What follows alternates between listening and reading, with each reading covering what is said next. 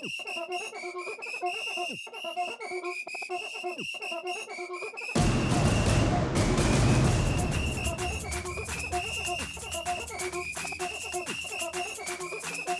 you want to know what a communication manager does and why communication is key in sports?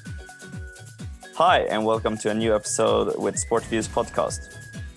I'm Jacob Weikenstall, the host of SportViews podcast, and today we have a new guest, and as you already understood, it is an international guest. I'm really looking forward to sitting down with Søren Højlund Carlsen, the communication manager at the Danish football club AGF. We will talk about what a communication manager does, how Søren got into the job, some advice, and also talk about how they became historic and viral with virtual stands at their games. So I'm really happy to introduce you to Søren. He has a degree in journalism. He has worked within the field ever since then. He is also an author and has written and edited some books about Danish football, like I Am Number 11, Oars in the Heart. He is also a true football fan with a special love and engagement for the club he works for today. Since 2017, he is not only a fan, he is also working as the communication manager for the Danish football club AGF Aarhus. Welcome to the SportViews podcast, Søren. Happy to have you here. Thank you, and I can hear you have done your research about the books also. Yeah, no, I mean, we have to try to put in everything about you so we get the full picture of it. So I hope I did a pretty good job with that one. Yeah, actually, the one title that you mentioned, that is about architecture. And the other title, that's about football. So I've written books about architecture and I've written books about football. Well, there we go. Maybe we will have a talk about it during the conversation. But, you know, as you probably already noticed, I'm really looking forward to this conversation, but also understanding a little bit more about yourself. So I wanted to just jump into how you started with the sport experience from the first time. So maybe you could start up with how you interacted with sports from the beginning. Oh, that's a long story. It's from childhood. I started playing football when I was around, I think, 6 or 7. I remember my first football boots my mom gave me, which were a Danish brand called Hummel, and they have a Danish striker from the 70s and the 80s, Allan Simonsen, written on the side. So I was very proud about those. And I quickly fell in love with football, and I've been playing it actually until recently, where I'm getting too old to play, and I don't have the temperament to play with teams and with teammates who are at my own age. So from there, I fall in love with football, and I started to, of course, also watch football and follow, especially the Danish national team in the 80s. I can remember the first European, the Euros in the 84, where we played in France, almost got to the final. We played the World Cup in Mexico in 86 when I was 12 years of old. So around there, it really started getting into football. And then when I moved to Aarhus, I grew up in a small town on the north of Denmark. Then I moved to Aarhus. I quickly got engaged with the AGF, the club where I'm working now. As a young boy, as a young student, I came to our stadium with friends and I quickly fell in love with the club. And I had all of my youth was around AGF and with my friends, where we followed the team. And of course, I also has an interest in English football. I follow a lot of different football leagues now, both as a private person, but also as a professional person. So I think it's the same story with a lot of with a lot of people, that they start playing football in a very young age, and then we just keep on loving the sport and keep on following the teams. And in my case, I've been so lucky that I also could make my passion for football my livelihood. Well, I mean, you bring into some similar experiences that I've heard from a lot of friends that are, passionate about football, but, it could be very tricky to understand. But is it the game itself that, that was the first interest for you, just following the ball where it was going, or was it more the social interaction, perhaps, going with friends and family? As a kid, growing up in a small town, it was the only thing we could do after school. So it was a social thing. If you played football, you did it with your friends, and we played in a club, of course, but we also just played on our own at the local field. I grew up with a big brother who is deaf, and the thing we got in common was football. So that was also a social thing. Our dad, he isn't so much into football that he took us to see a club. I had to do my own experience when I got older to find my club to follow here in Denmark, and that was mainly a social thing, where we went to the games together with friends. We went to away games together. So it's for me, it's a lot of do with the social thing around football. Of course, I like to sit at home on a Wednesday evening and watch a Champions League game, but in these times, you really get the sense of what is about the game that you really love and like, because now you see football without spectators. Now you don't have this excitement around the games. Now you only have the pure game. You have the football, and I like to see a football game. But the thing that really turns me on and getting me engaged in football is all the thing around football, and that is also the case with my job. That I like the fan engagement things. I like the community. I feel passionate about our fans and about everything around the club and about our players. So that is the part that I'm missing right now. So I'm really missing all this thing that is around football, because right now it's only a game. And we are playing in front of almost no spectators. And when you see games from the Premier League, for instance, there are no spectators. So it's not the same right now. And that has just giving me the confirmation that the thing about football that I like the most is the people and the excitement around the games.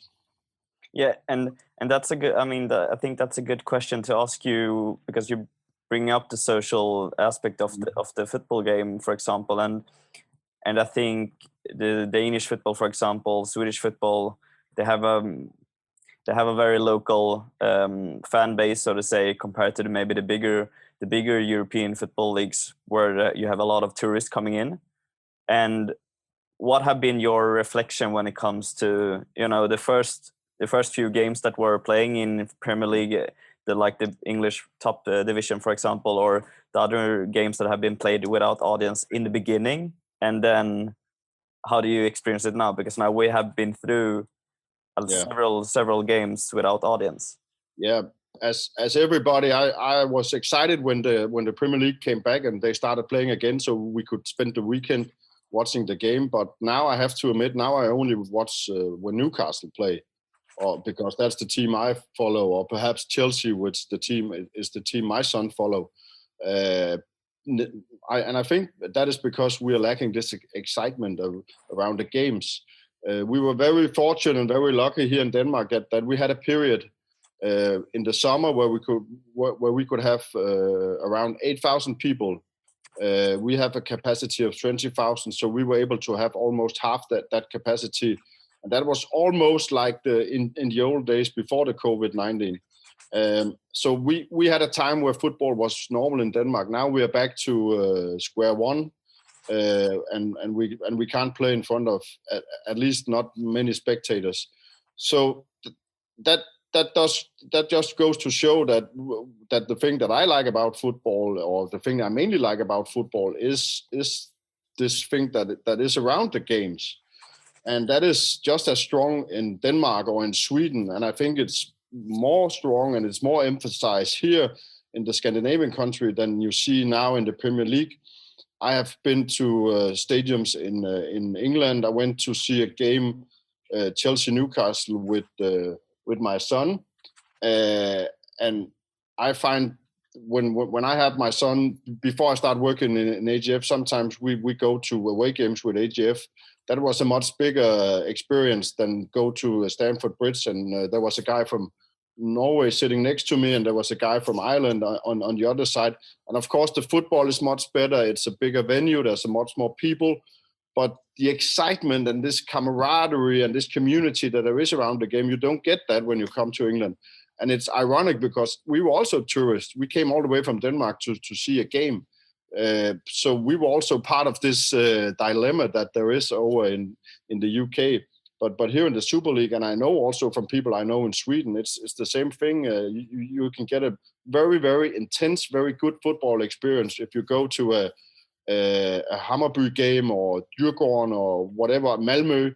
When you go to Malmö Stadium and it's full, and they sing this song before, or if you go to IFK Göteborg, and they are singing Blå og Hvide before the game, that is almost as intense to go and watch Liverpool, and they are singing You'll Never Walk Alone.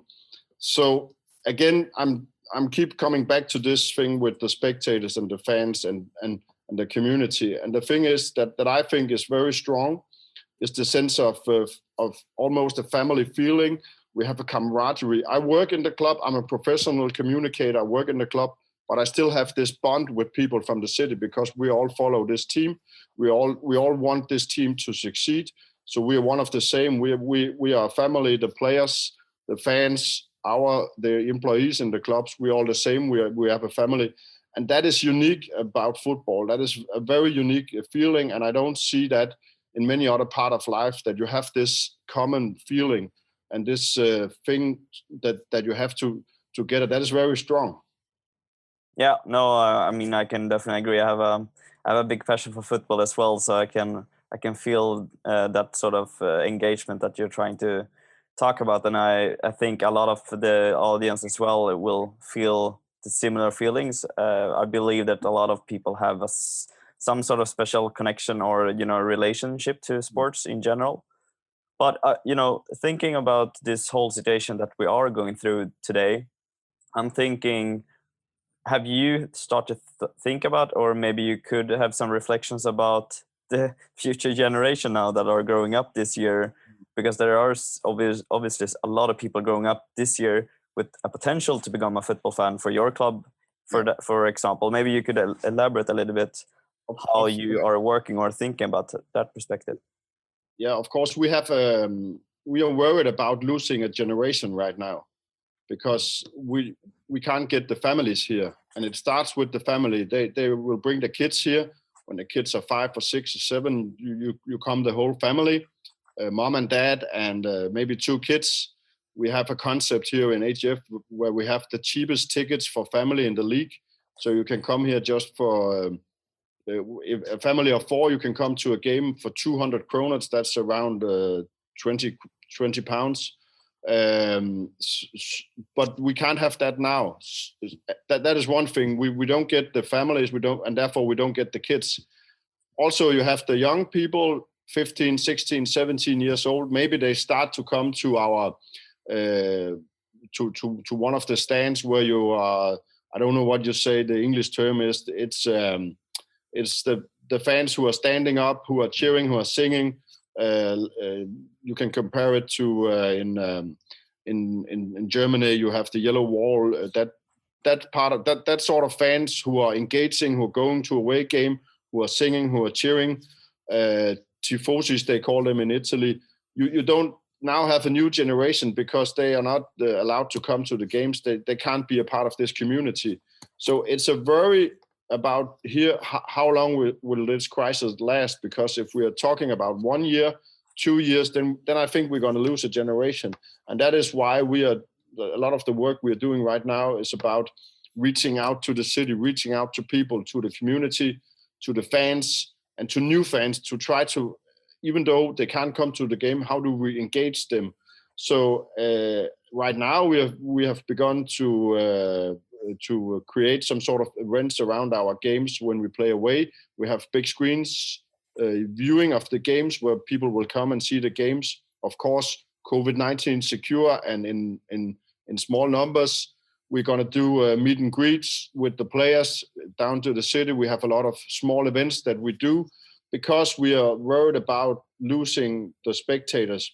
I don't think we're going to lose our hardcore fans, the season ticket holders and the people who are coming to the games. We will not lose them, but the other part of the audience, the families, if you have a core fans and then you can imagine a circle around that, and then you have another circle, I think those will be harder to get back when we will be back to normal.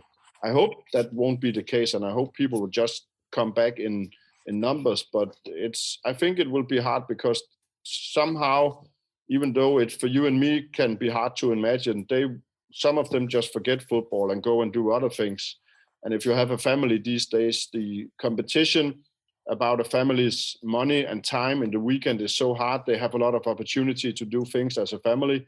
They will just go on and do other things. They will not buy a season ticket, and they will not come to the games. But I don't have any facts to back that up. It's just a worry that we have in the club. So we try now to do a lot of things to communicate with the fans. We also have the players calling the season ticket holders to say, how are you doing? We are missing you. We hope you come back. We have a lot of small things that we do just to try to keep the fans engaged. And so, yeah, maybe it's too hard to say that, but so we make sure that they don't forget us. How is the player reacting to this sort of communication where they have to be involved more than ever, I guess? Very good, very good. They also miss the fans, and they are very interesting in trying to help us. Also with the sponsor partnership thing, some of the players come to us and ask, what can we do? And also now I think I can feel that the team are if not struggling, so they are working hard to try to still have this intensity in the games, because when you play in front of an empty stadium, it's a problem if you are a player. And I know everybody's, it's just about the games. They should just play the game and focus on that. And of course, that is the case. They are professional players. But here in the Danish league, I have sometimes felt that it has been difficult to have this intensity in the games because you don't have 10,000 people. You don't have a filled away stand. We are one of the teams in Denmark. We're used to have many traveling fans coming with us. And that is hard to keep that intensity, put that in the game. If you don't have 2,000 people behind you at a away stand, or you have a filled stadium, so you have to have that intensity somehow in another way. So that is a challenge for the player right now, that they focus on the games and try to get up to the level of intensity that they're used to when you have a filled stadium. And I think that is a challenge in every league all over Europe. Yeah, I mean, I think those that have been following football, for example, during these months after the summer when a lot of the bigger leagues were starting over again and without fans, we saw a lot of goal scoring, maybe more than ever, especially in the first division in England, for example. And they were some were discussing this was probably because of their empty stadiums. Some, they could be the losing game or the team that is, having the lead. They will relax a little bit. They don't get pushed from the fans of keep, goal scoring. It could also be the other way of it. Sometimes the ref could be involved of having all the noise around it. And we had a game last week home against FC Copenhagen, which is also always a big game here in Aarhus, and FC Copenhagen they didn't have to play in this atmosphere, almost a hostile atmosphere. So, and it was a game. There were two red cards, with one at each team. There was a lot of yellow cards. So it just got like tangled up in each other, and the players, they were arguing with each other. And I think if we had 10,000-15,000 people at the stand, I think the game maybe had tipped over, so we could get at least 1 point out of the game, or maybe we have won the game. But on the other hand, it's sometimes it is an advantage when you play away. We haven't lost away yet, even though I mentioned we have a big following when we play away. But if you play at some of these stadiums where there are traditionals or a lot of home fans and there are non-fans, then it can be an advantage if you are away team. and you are able to put this intensity into the game and put your mindset that I need to put as much into this game, thinking about the fans back home that they are watching at television, and then try to go and do as best as you can. So it's a challenge for everybody in football right now. It's a challenge for us who are working at the office. It's a challenge for the fans. And of course, it's also a challenge for the players. Yeah, no, I can definitely understand the struggle, and it must be a big change compared to all the previous years when it comes to, taking for granted that we do have fans on the stadiums and everything works as it should be, which is obviously a new thing for 2020. And with that, we have already talked about some challenges now through 2020, but could you try to give us a little bit how the thoughts were going through when the rumors or the news were starting to come in your office? How did you handle the situation of a normal day at the office compared to now 2020 when we have the COVID-19 situation? So are you asking about how we reacted when we got the news in the spring that we were shutting down, or do you want to know how it is to be here normally? Well, we'll come into the normal work day as well, but I was just thinking now when we have the change of, before COVID and then going into COVID, how as a communication manager, how do you have to work? It's a challenge because, as I mentioned earlier, we're trying to communicate with the fans, but we can't have the end product. We can't get them to the stadium, and a lot of our work is surrounding the games. I also a lot of what I do and my team do is also not only in the communication or the public relation part. It's also about marketing. So to market the games, to promote the games, to sell tickets, to sell more season tickets, to sell merchandise. You don't have that right now, but we still need to make sure that we are playing a part in people's lives. So how do we do that? And I was mentioning before, we have a lot of new events that we are doing. And in the spring, we had an event, I know you will come back to that later, where we had a virtual stand. We have a lot of other things. We did drive-in and so on. So right now and all through 2020 almost, it's a matter of us to try to create some sort of product or some sort of base that we can work on. And therefrom, we try to communicate and engage with the fans, but also, of course, our partners, because one of the big problems is that we can't have partners and sponsors at the game, so we can't give them the product that they have bought. So we need to be creative to make sure that they are still with us, that they still want to be partners in the club, and we have been successful with that. I'm proud to say we haven't had any partners or any sponsors who have pulled out during the 2020 because we have been very attentive about it. We have been very creative about it. Just to give you one example, there is a rule now here in Denmark. When you have a partner and you're going to a VIP lounge, you're not allowed to move. If you have a seat, you're sitting in the lounge and because of the corona rules in Denmark, you should be staying at that seat. But the partners are used to go out to the stand to sit and watch the game. So what do? We created stands where you could have tables on it. So now our partners, at least some of them, are coming to the games and they are sitting outside and they are eating outside. And even though it's now quite cold here in Denmark, they've been very happy about this opportunity to be outside. So that is just one example of how we need to be creative to have the sponsors still be happy, because if you have happy and satisfied sponsors, of course, they will be more happy to continue the partnership with us. So it's just a matter of just trying to be creative and working hard with the solutions that we can. But it's still not the same. It's this year 2020 has been very different in all the other years and all the other seasons, because we don't allow to have spectators at the stadium. At the end of the day, that is the whole issue. Yeah, as we were talking about in the beginning, when it comes to the spectators and having all the fans at the stands. Well, we're gonna touch into in a few minutes in the conversation as well. Where with the virtual stand, obviously. But let's just go back a little bit, because you've been with AGF for 3 years now, and Almost 4 years, yes.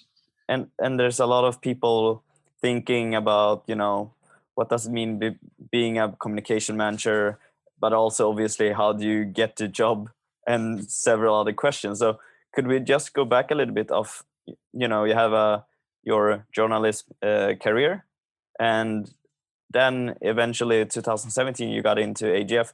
Could you try to share a bit how you got into the job, basically? Yeah. It wasn't a plan for me to be working in football or in the entertainment industry. I started out as a journalist at a newspaper, and then I worked at also television, and then I've been in some PR agency. I used to be a partner and at a PR agency, worked in that industry for some years. Then I got a little bit involved in making television again. I work at a publication here in Aarhus with books and television, and I did also PR. And I've been doing a lot of my own project, as you mentioned in the beginning. I've been writing some books. I have a secret passion about architecture, so I've been doing a lot of that on the side with books, also television, and of course football. I've been writing about the Super League, the Danish Super League. I did a biography about a player, which was the one you mentioned. So all of that coming together, and almost 10 years ago, I started doing some not consulting, but volunteer advice. I helped the club with some. If they had a partnership event or some sort of event with fans, and they needed a guy to be on stage to talk to the fans, or they needed some guy to coordinate a sponsorship event or some sort of thing, they came to ask me if I wanted to do that just on the side, not as a job. And I got to know some of the people in the club. And then when we got after we got relegated in 2014, I think it was, there was a new management in the club, and an entire new management in the club came in, and they brought me in a couple of years after as a communication manager. Before that, there was a press officer, but the club didn't have the resources or the capacity of having a lot of focus on that area, but they wanted to put that up on a higher level. So they brought me in. So it was almost a coincidence, just the thing I did in my life and in my career, and the passion I have for football just brought me here to that place. So if I should give advice to people, I know it sounds like a cliche, but it's do what you're passionate about, and try to make sure that you're working hard all the time, and then the opportunity will arise. And of course, now there's a lot of education opportunities. You can be in sports management or some other parts of an education that will bring you into the sporting industry. I'm just a journalist, and I've been working as a journalist. That also is a way in if you start to working with communication and public relations and so on, because you need to be able to see where are the stories, where are the angles. So it's just and then I also encourage people to get engaged in a club on a volunteer basis if that is a possibility, and then somehow the opportunity will just keep arise someday for you, hopefully. Yeah, and it's usually a common feeling when it comes to having the passion, as you were saying, and also just doing some stuff for example, the club, or it could be another club as well. But as you were saying, it wasn't maybe the thing that you were planning from the beginning. But and I remember, I think it's almost this year we are celebrating our 140 year as a club, 140. And when we were celebrating 125, I can remember I was hired to do like a magazine for a newspaper with the club. And my friend, I did it with a friend, and he texted me the other day, can you remember, this was 15 years ago, and just what you're doing now and what I'm doing now. He is a big shot in the Danish Broadcasting Association, and that was just a coincidence. But when you do something like that, you got to go on the radar, and then somehow people will remember you, and then it just a matter of saying yes when you have the opportunity. But at the end of the day, it's just about passion, and you can't plan it. Just to give you an example from my personal life and my career, when I did a biography about this football player, Danish football player who played in AGF.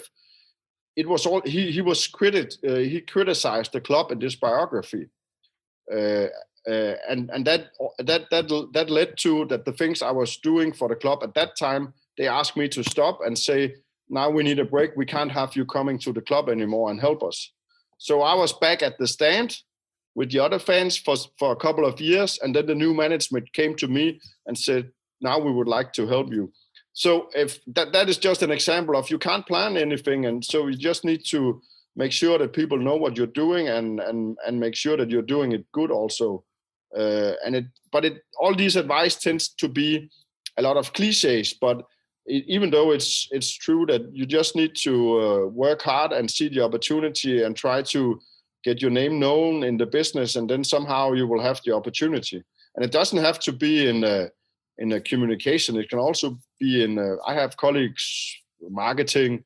I have colleagues in sales. I have colleagues from also in the sporting department who are physiotherapists or doctors or whatever the field is. There's a lot of opportunity to work in the sporting department. I also have colleagues who came from handball. I have colleagues who've been working in another part of the entertainment industry, so because there's a lot of similarities. So it's just a matter of finding your own way and remember what you're passionate about. Yeah, and I think what you just said also helps us all understand that it's not just one job out there. There are plenty of opportunities, and the areas is in the sports industry. They are growing into several. It's not just communication. You just brought up 7, 8 other different sectors within the sports field. So that's something to just think about for everyone that is listening to this. But when you got the question, was it just like, yes, sure, I will agree to become a communication manager, or? No, I had to talk to my wife and my family because it doesn't pay so much as my former job. So that was one thing I had to discuss with my wife, and I knew it was lower pay and more hours, and obviously it was also weekend. So it took a lot of thinking about, and I talked to my wife, and we agreed that I should just go with my passion. And of course, this was and is almost like a dream job for a guy like me who is passionate about football, who is passionate about this club, and I have the trade I have the experience I have. This is what I do, and therefore this is almost like a dream job for me. So I wasn't in doubt, but I needed to think about it. I also have kids. And of course, there's a lot of Sundays where I'm not home because I'm working. Sometimes we play at evenings. So it also put a bit of strain on your family. But all in all, as I was saying, I wasn't in doubt and I was happy about it. And I think it came with a good time in my life. My kids wasn't so small at that time, and I was able to go into the job with the experience I had. I couldn't have done such a good job that I think I have for the last 4 years if it was 10, 15 years ago. You have to have some experience. You have to have a hard skin. And there's a lot of my colleagues in the other club. They are also about, 35, 40, 45 years old. You can't come and have this job when you're just a new outside from journalist school, because then I think you need some experience. You need to navigate. There's a lot of opinions about your job. There's a lot of pressure.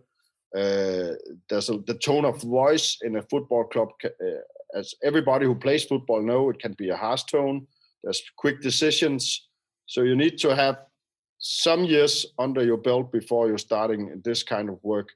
So it was just a good timing, I think. And I'm really happy about it right now, and it still is my dream job, and I enjoy coming to work every day. And the one advice I always give to people who ask is you need to find a job that you're passionate about, because the last thing you want to do with your life is to get dreaded in Sunday evening and don't want to go to work on Monday and then drag yourself through the week to the weekend because you don't like what you're doing. So now I have a son, he's 14 years old, and he don't know what he wants to do after school. And I say to him, the most important thing when you grow up, you need to find out what is your passion. And then you need to find a job in that line, because otherwise it would just be a dull life. We all can remember when we all have jobs that are hard, that we don't like in some times of our lives, but we need to find a job that we're passionate about. And if you have the passion about what you do, then it's not a job, then it's your passion.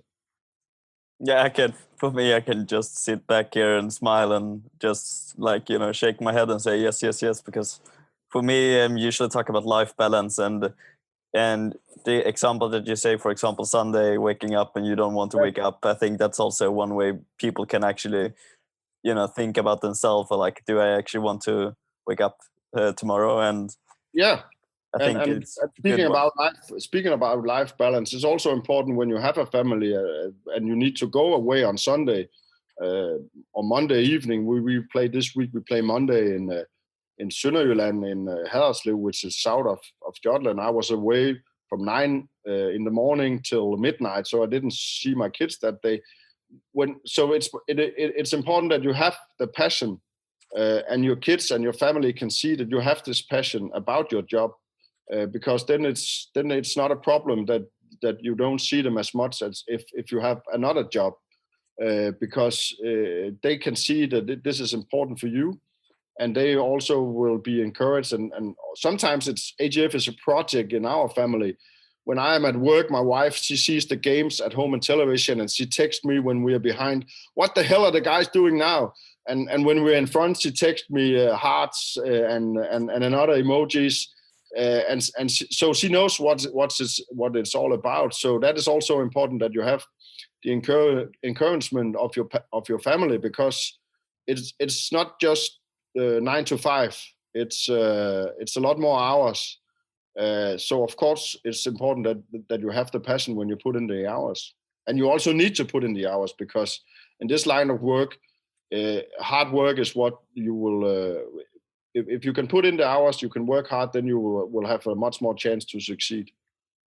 And obviously you've already talked about that it's not like a normal 9 to 5 day work week, but I think a lot of people are asking what is happening behind the scenes, what's the communication role about, and it could obviously be different in different clubs and organizations. But what are the different things that you are doing, except staying up late some evenings and so on? What's about being a communication man? What are you doing in your role?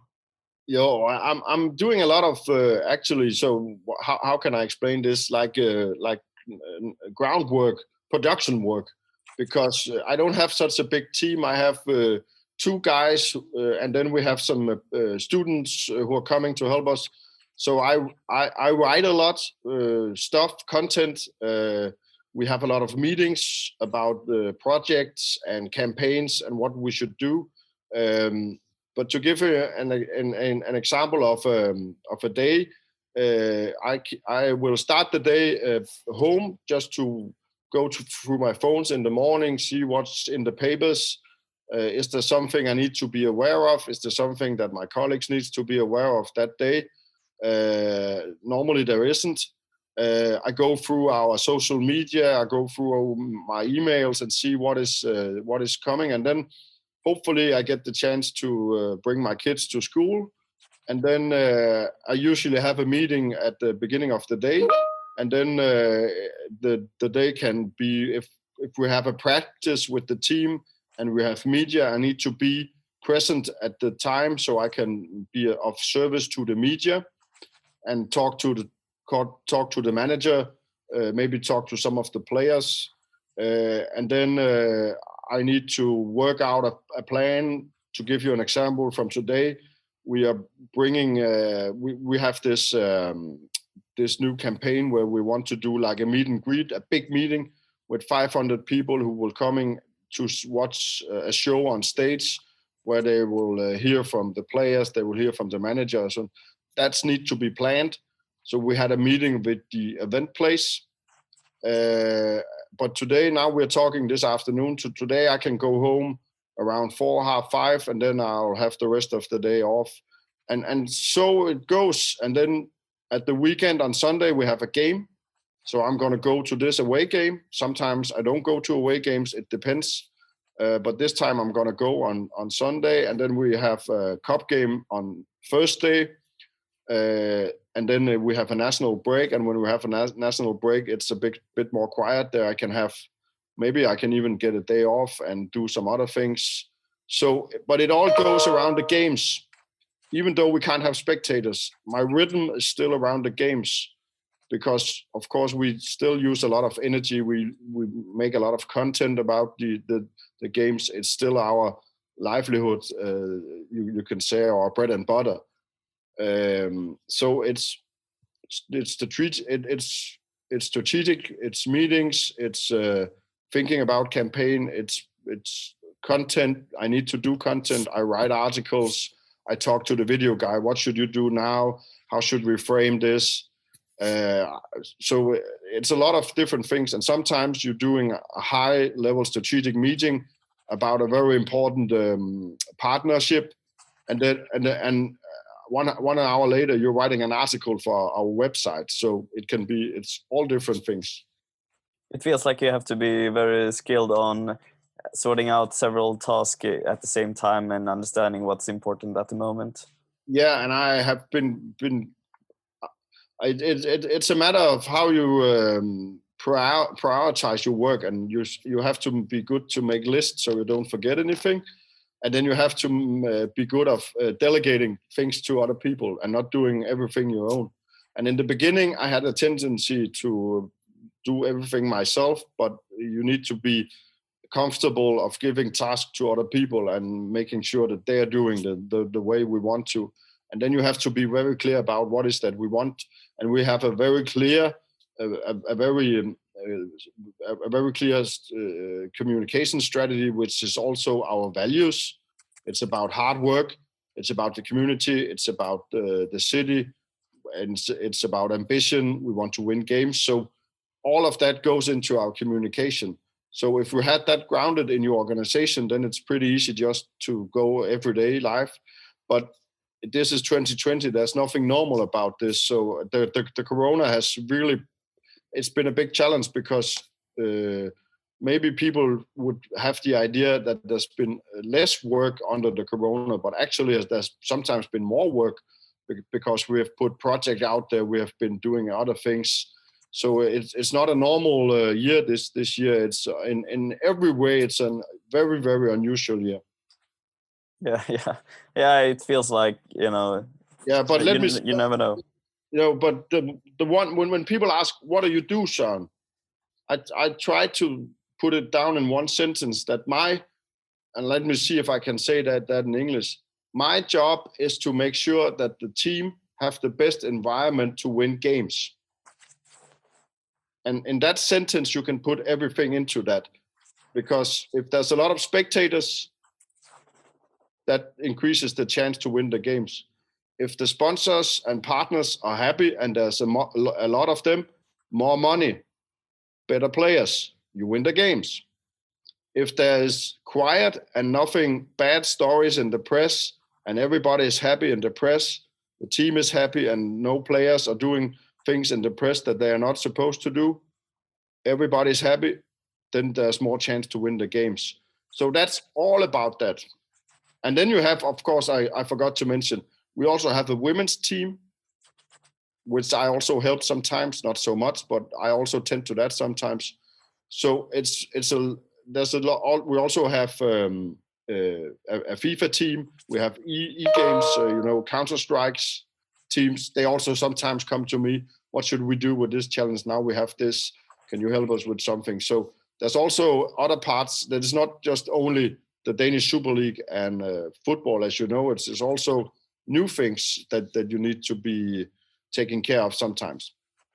Yeah, so basically your primarily role is the men's team, but then obviously you have a women's team that actually started up this year, if I understood it correctly. Yeah, and we also have our home ground. We also have a concert arena just beside it.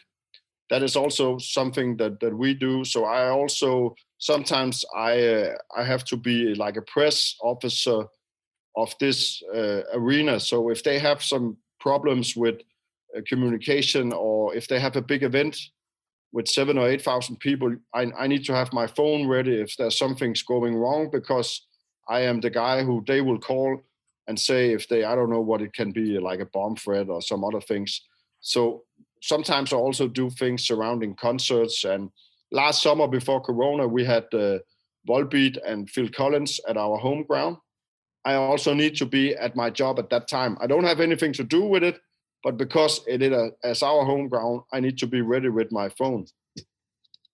Yeah, it seems like there's tons of stuff that you need to be ready for, even though you have a specific focus on one role. Yeah. And of course, I get to see a lot of football games. That is one of the perks. Yeah, that must be, I guess, one of the best ones with the only when we are ahead. Only when we are ahead. One of the things that I don't like is to go with the team and we are losing, and I have to clean that up afterwards. I don't like that. Maybe you should hire an assistant taking over those. Yeah, sometimes I would like the assistant to go at the cold away games, playing some small team, and we will lose. Sometimes we have lost in the cup, for instance, and other places where we weren't supposed to lose. And when a big club like us, we lose those kind of games, you almost have an instant crisis. It's like you are a big business who have done something wrong, and the PR boss at that company have to go into crisis management. I need to do that every time we lose a game. Almost every time we lose a game, because the pressure is so high from the media, from the fans, because we are a big club and there's a lot of spotlight on us. So when you lose a game, it's almost like you need to go into crisis management. And then when you win a game, it's a matter of keeping people on the ground and make sure we have this positivity to go further to the next game, so we can get more spectators. And then I guess, the last season was a really good one in that case, because if I haven't said everything right, you did one of the best seasons for a long time. Yeah, so that must have been a good year in that case when it comes to. We ended up third, which here in Denmark is a big thing, because you get medals, and we like medals here in Denmark. And it was our best result in 23 years. We ended up playing in Europe, which was where we unfortunately went out after round 2. So my job in the spring was it was Corona, so it was difficult, because there was one part where we didn't have spectators, and then we were allowed to have more spectators. So we went into like this promotion mode also, because we needed to sell ticket. But we also need just to make sure that we stayed on firm ground and one game at the time. And the thing that the people I work a lot with, the media, they think it's a cliche when you say, oh, we're going to take one step at a time or one game at a time. Let's not get carried away. It's only one win. And when you hear football players say that in television, or you read about that, or you hear managers say that I'm just one game at a time, now we're going to go through the next game. It sounds like a cliche. And we also, we get a lot of criticism about this, because it's cliche, but it's, even though it's the truth. And it's just, so for me, it was a matter of making sure that we won't carry it away, so the players didn't start up thinking about, oh, we can maybe get the championship and so on. So just a matter of after every game that we won, now we are at the next game. So think about the next game when you talk to the journalist. Make sure you have your feet on the ground, and then we go to the next game. So, but it was a very exciting time, and of course, it's a lot more fun when we win games than we lose games. Yeah, I can imagine. It's always more fun to share the good memories. But speaking of that, and the whole season, I think this is also a good time to jump into the other historic part of the last season when it comes to the virtual stands. Could you just share the whole story of it? I mean, obviously it's a big one, but try to condense it a bit and understand how a Danish football club can happen to have basically a lot of people from around the world taking part in a game that is taking place in Denmark, and how we are talking about virtual stands. Yeah, it came about because we were, a lot of my colleagues and myself, we were working from home, and we were talking like you and I do now via Zoom. And we had this challenge about the first game. We were so lucky that we will have the first game because it was postponed, and it was a derby. So it was postponed from before Corona. So we knew we're going to play the first game in Denmark and perhaps in Europe, perhaps even though in the world, we're going to play the first competitive football game after Corona or during Corona, but when football opens up again. So can we do something special? Can we engage the fans somehow? And then in Denmark, we had a television show on the national television in the weekends, where the audience and people were back home were singing via Facebook and Zoom, and they were joining in with this common song, and they were singing along with well-known artists. So that gave us also the idea, could we take that and then scale it up and then have a lot of people watching a game together and being together? And then, as I was mentioning, we were used to doing Zooms and Teams and all that stuff. So the technology was in front of us. Now it just was a matter of us to scale it up. We talked to the guys from Zoom. They were very excited about the idea, and they said it can be done. In theory, you can have all the people that you want. And then it was just a matter of developing the idea with a big screen. How can we have all those people coming up to the big screen? How should the technology work? What do we do with moderators, and so on and so on? And in the end, we had this project which just almost, it blew up in our lab, because there was so much interest about it. People were so excited about this, and the idea just got better and better. We had this screen that was not just a big screen, but it was a long screen and not so high, so we could have it alongside the pitch. So we almost created like an artificial stand where people could be seen and the players could see that. And it worked out so good. I must admit that we were lucky that we have this screen, so that we could have the spectators very close to the pitch, and we had this view of the players playing in front of this big screen at the first game. And after the first game, then people could see what it was all about. And then it really blew up, especially internationally, where the interest from media all over the world was massive. I haven't experienced anything like that. Before I came here to AGF and during my time here in AGF, it was massive interest from around the world. But we had this good idea, and it was the narrative who was working with the Corona, and everybody around the world they had this common thing called COVID-19 or Corona, and they had the same problem. And there was football all over the world. They had the same problem. How do we get spectators? In Denmark, they have a solution. Let's talk to the guys in Denmark. So I spent 2 weeks talking to CNN, The Times, The Guardian, BBC, Sky Sports, and a lot of smaller media. I talked to TVs from Brazil, India, Germany, all over the world. And so it was massive interest in some weeks. So it was a success.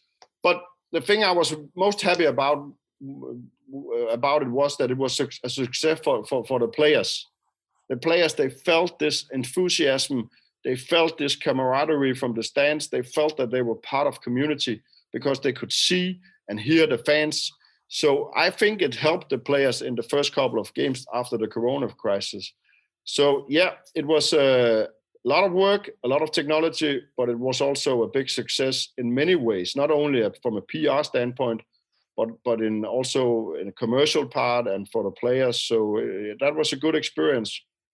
Yeah, and I know from our national news as well that it was a big show for not national, international, as you were saying. You were talking with several different newspapers and magazines from around the world, and I just, you know, can still see those pictures that I've had from seeing from the news and so on, where, you know, you did an equalizer in the end of the game. Yeah. The other team was in the lead. You scored a 1-1 goal, and then you can just watch all the fans from the screens, their joy. They're sitting in their, you know, in the living room or somewhere where they actually have a camera showing themselves, which was and that, the thing that surprised me was how the emotion. It was very emotional.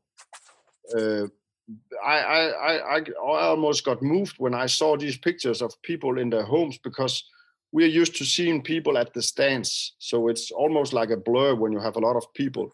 Here we got the privilege to get to people's homes, the living rooms, and seeing a family watching the game, friends. You have an elderly couple watching the game, and I also talked to some of the players afterwards. They had the same feeling. This is quite moving. And seeing how happy they were when I equalized at the end. And you see that one-on-one, because of course it's also a fantastic experience when you have a full stadium and you equalize in the last minute, and it's this explosion of feelings, but it's just a massive spectators. You don't see the single spectator. You don't see the couple. Here you saw the single couple. You saw the spectators back home. You saw the happy wife kissing her husband.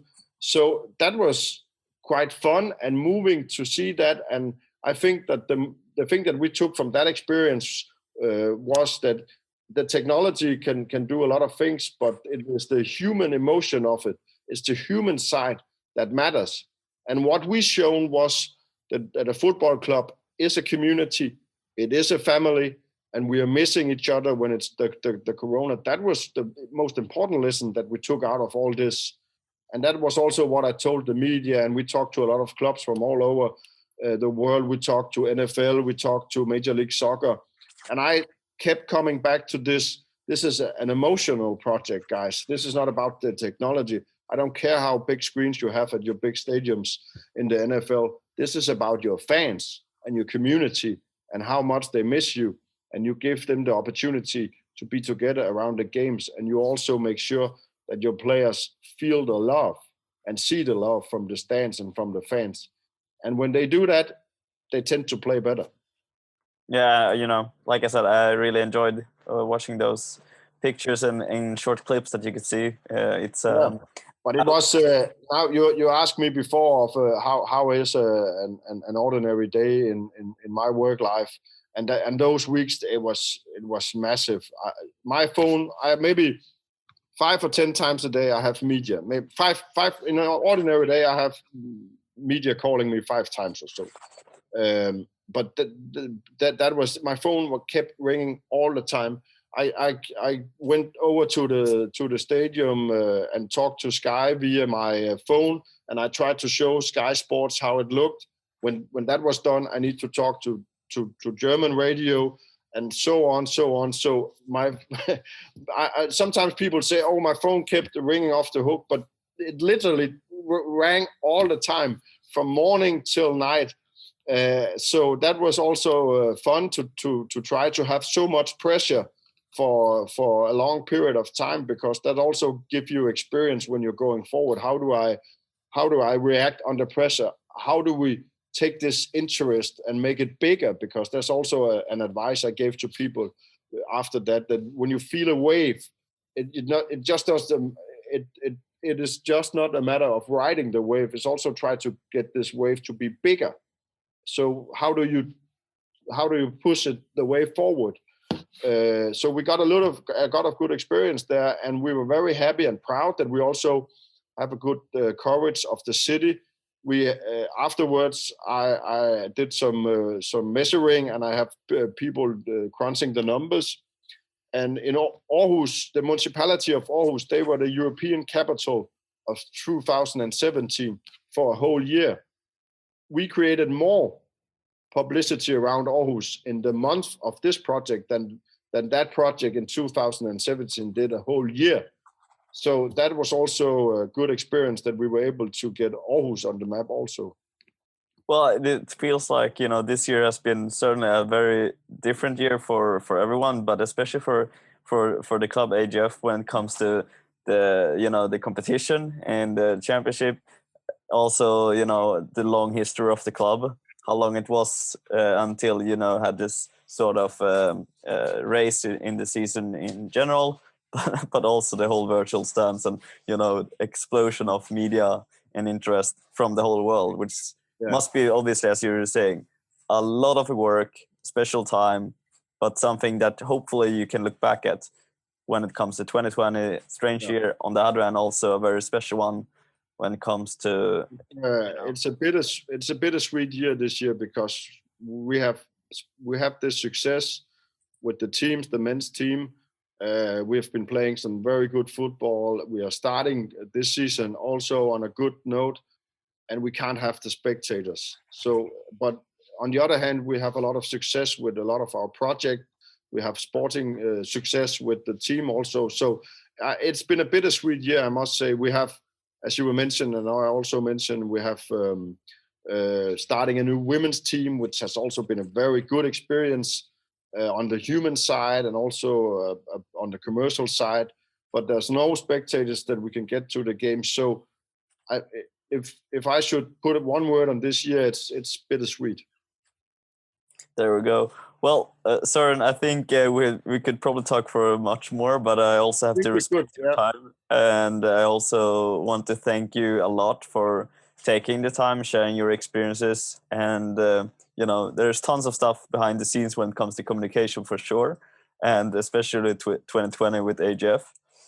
So thank you for sharing the time, and I wish you a great day and a future success for yourself, but also for the club.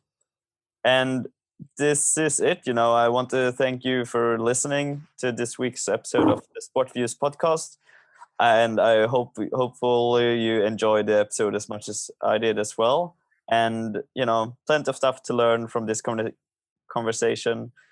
And I think, just listen back to it again and again, because there are tons of lessons learned in this episode. And I will also want to say to everyone to please subscribe to the podcast wherever you listen to it. And if you also enjoyed the episode, please give us a review. It helps us to reach out to more people with the same passion as you do have. And if you want to learn a little bit more about Søren and AGF, we will put that in the show notes in the podcast description.